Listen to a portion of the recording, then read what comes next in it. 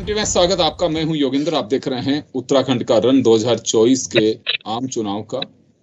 नामांकन का दिन क्या, अब तो कुछ घंटे ही शेष रह गए हैं और तस्वीर साफ है।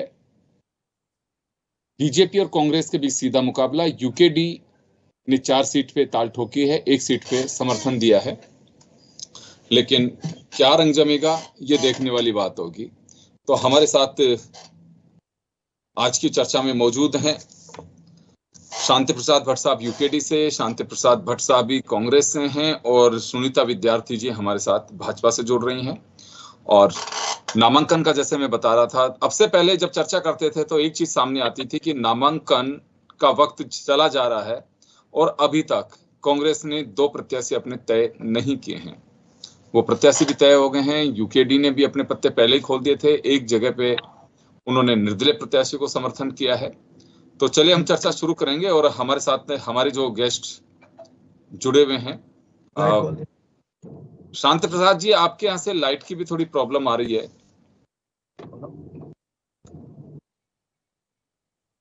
जी जी जी सर। जी शांति प्रसाद जी, आपके पास मैं आना चाहूंगा। मुकाबला कड़ा है, सीधी फाइट है और जी ये कहा जा रहा है कि पिछली बार के 2 चुनाव से 5-0 से बीजेपी जीत रही है। तो अभी क्या कहना है? देखिए, भारतीय जनता पार्टी का जो ये घमंड है इस बार चूर होगा। उत्तराखंड की जनता से जो वादे करके इन्होंने वोट मांगे थे उस पर इंच मात्र काम नहीं हुआ है। लोकायुक्त कानून इस राज्य में लागू नहीं हुआ है। परिसंपत्तियां उत्तर प्रदेश से आज तक नहीं छुड़वाई है और 2 करोड़ लोगों को रोजगार देने की बात केंद्र में कही थी। 50,000 प्रतिवर्ष नौकरी रोजगार उत्तराखंड में देने की कही थी। इस पर कोई काम नहीं हुआ है। सड़कों पर आंदोलन हो रहे हैं केवल अपने मौलिक अधिकारों को बहाल कराने के लिए। इनके सांसद बंगालियों को मूल निवास की बात करते हैं, जो गांव गोद लिए वो विकास से दूर है। ऐसे में भारतीय जनता पार्टी किस आधार पर ये घमंडिया तरीके से बोल रहे हैं कि अब की बार 5 पार, तो ये कहीं पार नहीं है। भारतीय जनता पार्टी का सुपाड़ा साफ होगा। जनता परेशान है। अंकिता हत्याकांड पौड़ी के अंदर, टिहरी के अंदर मुद्दा बना हुआ है। जनता ये कह रही है ना महिलाएं सुरक्षित हैं, ना रोजगार मिल रहे हैं, जंगली जानवर बच्चों को मार रहे हैं। ऐसे में भारतीय जनता पार्टी को सबक सिखाने का समय आ गया है और आप देखेंगे इस बार भारतीय जनता पार्टी को बुरी कदर हार का सामना करना पड़ेगा। जी चलिए, लेकिन आधार आप कह रहे हैं कि अंकिता भंडारी केस की बात कर रहे हैं और ये कह रहे हैं कि पब्लिक त्रस्त है, आपका ये आरोप है। आने वाले दिनों में कुछ और आरोप लगेंगे, लेकिन बीजेपी का दावा है कि डबल इंजन की सरकार है और जनता जानती है कि विकास किस दिशा में चल सकता है और कौन कर सकते हैं। इसी वजह से 2 चुनाव लगातार जिता रहे हैं उनको। देखिए, इसमें कोई दो राय नहीं कि उत्तराखंड की जनता राष्ट्र प्रेमी जनता है। राष्ट्र के नाम पर राष्ट्रीय पार्टियों को भर भर कर वोट दिया, मगर जो वादे राष्ट्रीय पार्टियों ने जनता से किए थे उसमें इंच मात्र काम नहीं हुआ है। भारतीय जनता पार्टी के नेता 10 साल में ये बताने को के लिए ये बताने के लिए नहीं है कि आपने इन 10 सालों में किया क्या है। जंगली जानवरों से निजात दिलाई नहीं, पलायन रोका नहीं, लड़कों को रोजगार दिया नहीं, भ्रष्टाचार पर रोक लगी नहीं। तो उत्तराखंड में हुआ क्या है? ऑल वेदर रोड में घोटाला, स्मार्ट सिटी के नाम पे घोटाला, सिलक्यारा कांड, जो रेल ट्रेन घोटाला। कहने का मतलब है हर कार्य योजना में 40% कमीशन भाजपा ने खाया है। जनता परेशान है। अब सवाल यह है कि भारतीय जनता पार्टी कैसे कर रही है हम 5 जीतेंगे। तो ये मोदी के नाम पर कब तक आखिर ये माला जब जब कर चुनाव जीतने की बात करेंगे? मोदी जी से भी बनता नहीं बन पा रहा है कि पहाड़ का पानी और पहाड़ की जवानी पहाड़ के काम नहीं आई। इस पर भारतीय जनता पार्टी के नेता चुप हैं। आज पौड़ी में मैं इस समय आ रखा हूँ नामांकन कराने के लिए। स्मृति ईरानी जी ने कहा था, उनसे पूछा गया कि एक बिटिया का जो है हत्या हो गई अंकिता का, उसमें आपको क्या कहना है? जिस तरीके से स्मृति ईरानी ने रिएक्ट किया उससे साफ पता चलता है कि वो मुंह छुपाते हुए जा रही थी। जी चलिए, सुनीता जी आप सुन पा रही है मुझे? सुनीता जी, आपका वीडियो क्लियर नहीं आ पा रहा है।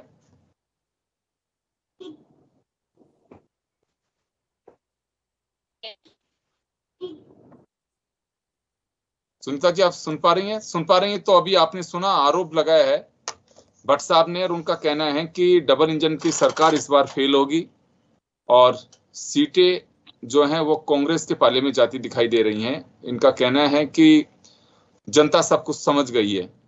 सुनीता जी, चलिए सुनीता जी हमारे साथ में भट्ट साहब जुड़ेंगी और मैं वापस आपके पास में आना चाहूंगा जी।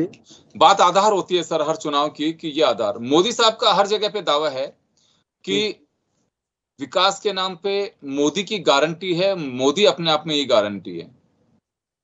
देखिए इसमें कोई दो राय नहीं कि एक तरफा टेप रिकॉर्ड चलाकर कोई कुछ भी कहे, मैनेज करे, अखबार को चैनलों को मैनेज करे, वो तो धन्य है। सोशल मीडिया है तो उत्तराखंड की आवाज बाहर निकल रही है, वरना मोदी जी का बात चले तो सोशल मीडिया पे भी रोक लगा दें।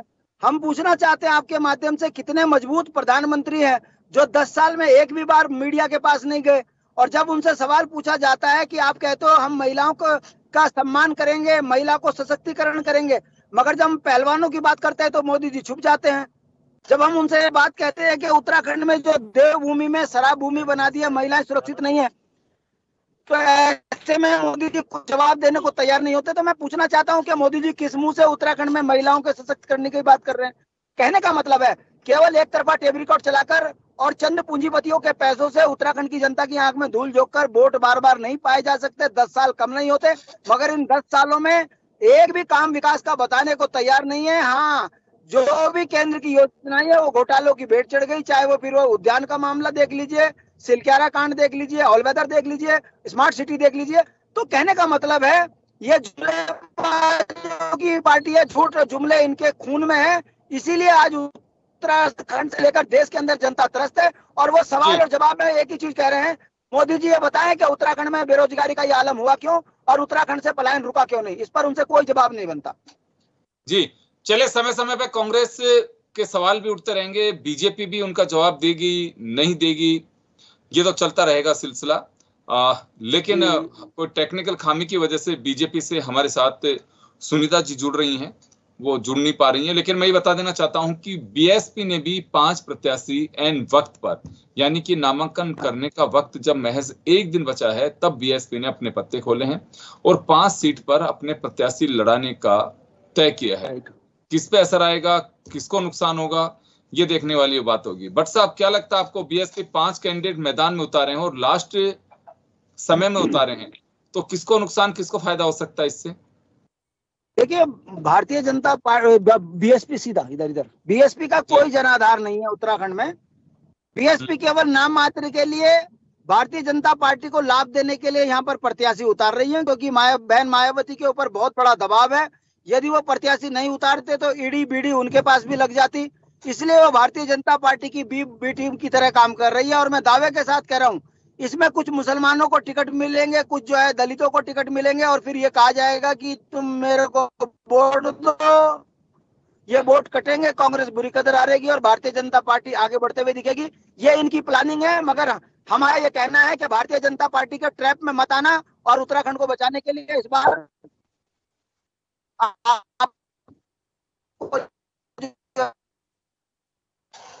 जी चले, कुछ टेक्निकल प्रॉब्लम है और अभी चुनाव का समय है। भट्ट साहब कहीं कैंपेन के दौरान हमारे से जुड़े हैं, वो तो है यूकेडी को वोट करे और मुझे लगता है जनता यूकेडी को जिताएगी। चलिए, उत्तराखंड क्रांति दल के राष्ट्रीय प्रवक्ता हैं शांति प्रसाद जी भट्ट, उनका कहना है कि यूकेडी रंग जमाएगी और यूकेडी, लेकिन एक बात बार बार निकल करके आती है बीजेपी की ओर से कि यूकेडी क्षेत्रीय दल के रूप में अपने आप को स्थापित करने की कोशिश कर रही है।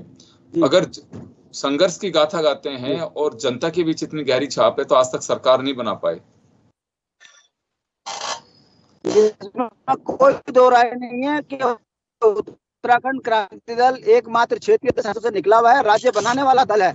ये दुर्भाग्य है कि किन्हीं कारणों से हम सत्ता के नजदीक नहीं जा पाए। ये उसी का परिणाम है। भी आज भी हम बुनियादी चीजों पर संघर्ष कर रहे हैं।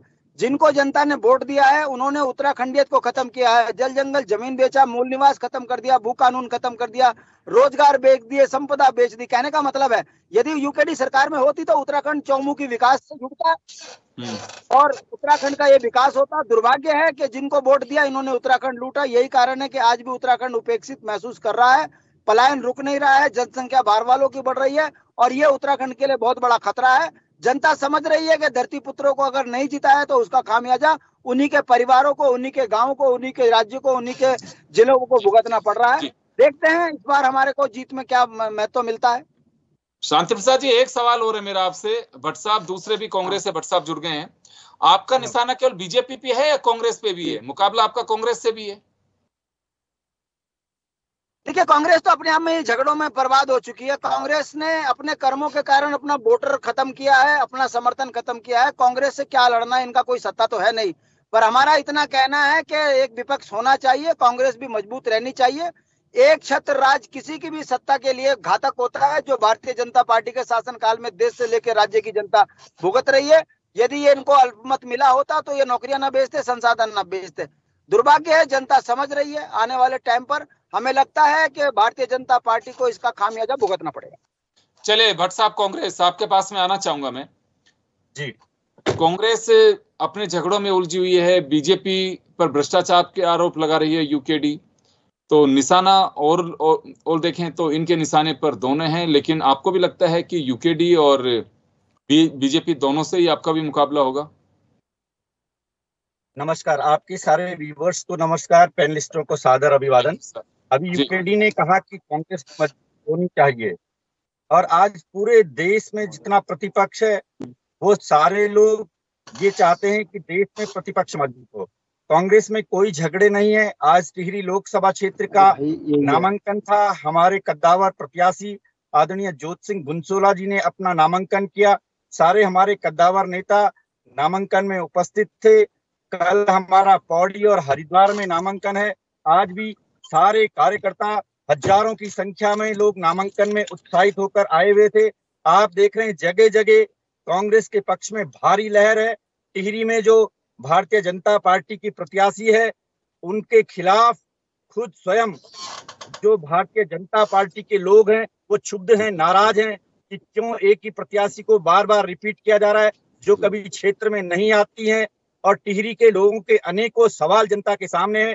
टिहरी बांध विस्थापितों से जमीन के बदले जमीन देने का अधिकार डबल इंजन की सरकार ने छीना है। टिहरी वासियों को जो टीएसडीसी में रोजगार का शासनादेश था वो भारतीय जनता पार्टी की सरकार में वापस हुआ है। अनेकों मुद्दे हैं। हमारी बहन अंकिता भंडारी का मुद्दा सामने है। उस वीआईपी के नाम को लेकर भारतीय जनता पार्टी लगातार बच रही है। देश में महंगाई, भ्रष्टाचार और अभी जो इलेक्ट्रल बॉन्ड के मामले हैं, उससे पता लग गया है कि भारतीय जनता पार्टी ने कितना भ्रष्टाचार किया है। ये जग जाहिर हो चुका है। इसलिए आम जनता निश्चित रूप से कांग्रेस को वोट करेगी, ऐसा हमारा भरोसा और विश्वास है। कांग्रेस ने हमेशा इस प्रदेश के जल, जंगल, जमीन की रक्षा के लिए हमेशा तत्पर रही है। जितने भी आंदोलन अब प्रतिपक्ष के नेताओं ने किए, चाहे अन्य हमारे सहयोगी साथियों ने किए, चाहे वो मूल निवास के लिए हो, भू कानून के लिए हो, कांग्रेस उनके साथ खड़ी रही है। अभी हमारा एक एनएसयूआई का साथी जेल गया था, उसी में आपने देखा है। इसलिए कांग्रेस कभी इनसे पीछे नहीं रही है। जब हमारी सरकारें रही है, नरेंद्र तिवारी और हरीश रावत जी की सरकारें, तो हमने भू कानून को सरल किया है, हमने उनमें अमेंडमेंट किए हैं। लेकिन जैसे ही हमारी सरकारें गई, 2017 में त्रिवेंद्र रावत की सरकार ने उस भू कानून को बेतहाशा कर दिया। उसमें जो संशोधन थे वो सारे खत्म कर दिए, उसे अनलिमिटेड कर दिया गया। तो आप देख रहे हैं कि लोग कांग्रेस के पक्ष में लगातार लामबंद हो रहे हैं। जगह जगह मेरी साथियों से बात हो रही है, एक एक बूथ पर बात हो रही है, लोग उत्साहित हैं। और ज्योति सिंह बुंसोला जी, गणेश गोदियाल जी, वीरेंद्र रावत जी, प्रकाश जोशी जी और हमारे प्रदीप टमटा जी, ये सारे कद्दावर अच्छे प्रत्याशी भारतीय राष्ट्रीय कांग्रेस ने उत्तराखंड को दिए। मुझे भरोसा है उत्तराखंड की महान जनता इन पांचों पांडवों को जिताकर कांग्रेस की झोली में निश्चित रूप से डालेगी और देश में इस तानाशाही सरकार को उखाड़ फेंकने का काम करेगी। ओवर। चलिए, मैं आ रहा हूँ, वापस आ रहा हूँ। सुनीता जी आप सुन पा रही हैं मुझे? सुनीता जी सुन पा रही हैं?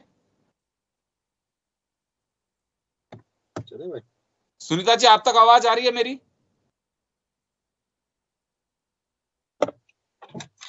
सुनीता विद्यार्थी जी हमारे साथ में भाजपा से हैं, लेकिन कोई तकनीकी खामी के कारण वो हमसे जुड़ नहीं पा रही हैं, क्योंकि पक्ष तो उन्हीं को रखना है। बीजेपी, यूकेडी और कांग्रेस दोनों के निशाने पर रही है और निशाने का जवाब भी बीजेपी को ही देना है। चलिए भट्ट साहब, एक बार वापस आपसे मुखातिब होना चाहूंगा मैं। एक बात ये निकल करके आती है कि बड़ा कंट्रोवर्शियल मैटर था, डिफरेंसेस बहुत थे पार्टी के अंदर, इसी वजह से टिकट तय करने में बड़ा समय लग गया। हम जब पिछले एपिसोड में जुड़े थे फ्राइडे को, तो एक बात ये भी निकल करके आई थी कि टिकट ही तय नहीं कर पा रही है कांग्रेस, किसको चुनाव लड़ाना है। ये सवाल मुझसे है? यस भट्ट साहब।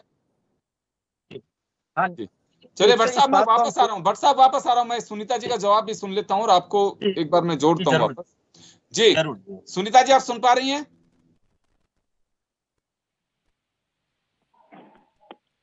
जी सुनीता जी, सवाल यह है कि यूकेडी और कांग्रेस दोनों के निशाने पर भारतीय जनता पार्टी है और यह कहा जा रहा है कि युवाओं के सपनों को कुचला है, जिस उत्तराखंड या देवभूमि है उसके महत्व को कम किया जा रहा है, करप्शन सिर चढ़ करके बोल रहा है। ये बड़े आरोप भाजपा पे लगाए गए।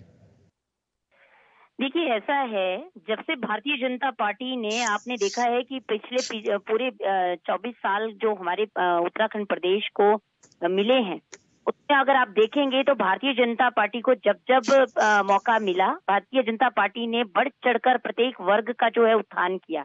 और युवा वर्ग की जो यहाँ पर ये बात कर रहे हैं, युवाओं ने तो सपने देखना भारतीय जनता पार्टी में शुरू किया, क्योंकि जिस प्रकार से पहले पिछली जो कांग्रेस गवर्नमेंट रही, उन्होंने जिस प्रकार से इनके सपनों को कुचला और एक कुचक्र जो यहाँ पे युवाओं की रोजगार पर किया था, उस पर आघात भारतीय जनता पार्टी ने किया है। आपने देखा है कि हमने सबसे ज्यादा, हमारा प्रदेश जो है रोजगार देने में सबसे आगे है, प्रत्येक स्वरोजगार देने की योजनाओं में सबसे आगे है और प्रत्येक निर्णयों में अग्रणी राज्य के रूप में उत्तराखंड उभर रहा है, भारतीय जनता पार्टी की नीतियों के कारण, हमारी विचारधारा के कारण। और एक जो विकसित भारत, विकसित उत्तराखंड की संकल्पना को लेते हुए हम भारतीय जनता पार्टी आगे मजबूती से बढ़ रहे हैं। यूकेडी का तो कहीं अस्तित्व ही नहीं है, लेकिन जो कांग्रेस पार्टी भी बड़ी बड़ी बातें करती थी, जिन्होंने 6 दशकों से सिर्फ प्रदेश को, देश को लूटा खसूटा और इन्होंने कुछ नहीं किया, अपने परिवार का भला किया, वो लोग ये कहते हुए बिल्कुल अच्छे नहीं लगते। लगातार कही जा रही है यहाँ पे बीजेपी और यूकेडी की तरफ से कि जिन 2 सांसदों के टिकट काट दिए गए, उन्हें कोई वजह नहीं बताई, तो एक आरोप ये लगता है कि निष्क्रियता थी सांसदों की, इस वजह से हटाया गया। और अगर वो सक्रिय थे तो फिर टिकट क्यों काटा गया? ये कांग्रेस और यूकेडी दोनों उठा रही हैं। देखिए ऐसा है, ये हमारी पार्टी संगठन का अधिकार है कि हम लोग कौन से कार्यकर्ता का उपयोग कहाँ करें, और हमारी भारतीय जनता पार्टी ने जब जब अपने कार्यकर्ताओं को जिसको भी जिम्मेदारी दी है, उन्होंने बखूबी निभाई है। और यहाँ पर ये निष्क्रियता की तो बात ही मत करें, जिनकी जमानत जब्त होती है वो तो इन शब्दों को बोले ही ना। सबसे ज्यादा अगर भारतीय जनता पार्टी में हमारे दिग्गज आगे रहते हैं तो हमारे कार्यकर्ता हैं, जिन्होंने प्रदेश के कोने कोने में जाकर अपने योजनाओं के माध्यम से लोगों को लाभान्वित किया है।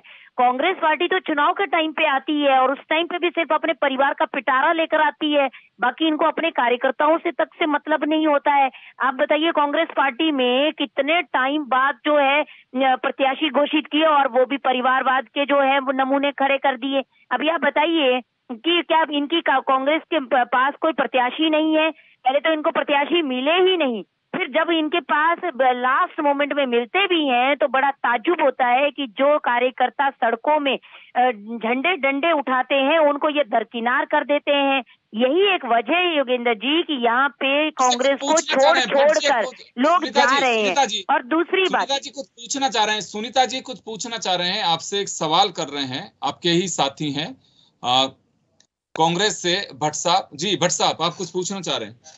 जी, मैं अभी, मेरी बहन ने बहुत सारे आरोप कांग्रेस पार्टी पर लगाए हैं, परिवारवाद का आरोप लगाया। मैं पूछना चाहता हूं, जैसा किसके पुत्र हैं? मैं पूछना चाहता हूं रितु खंडूरी जी जो हमारी माननीय विधानसभा की अध्यक्ष हैं, वो किसकी पुत्री हैं? मैं पूछना चाहता हूं गणेश जोशी जी की पुत्री कौन है? ये क्या परिवारवाद नहीं है? बहुत सारे ऐसे उदाहरण हैं। कांग्रेस पर ऐसे आरोप ये बेकार लगाती है। और कांग्रेस आजादी के जमाने की पार्टी है। पंडित जवाहरलाल नेहरू से लेके मोतीलाल नेहरू से लेके इंदिरा जी, राजीव गांधी जी, सबने त्याग बलिदान इस देश की सेवा की है। हमने देश का संविधान बनाया है, हमने IIM, बहुत सारे भट्ट साहब मैं रोकना चाहूंगा, सुनीता जी और भट्ट साहब दोनों को मैं रोकना चाहूंगा, मैं माफी चाहूंगा, समय का अभाव है, समय कम है, मैं रोकना चाहूंगा। ग्रामीण अंचलों में मजबूती से है। जी चलिए मैं रोकना चाहूंगा, हम रोज जुड़ते रहेंगे। कोई टेक्निकल प्रॉब्लम रही, हमारे साथ सुनीता विद्यार्थी जी नहीं जुड़ पाई हैं, उनकी ऑडियो हमने आप तक पहुंचाया है क्योंकि उनका वर्जन लेना बहुत जरूरी था।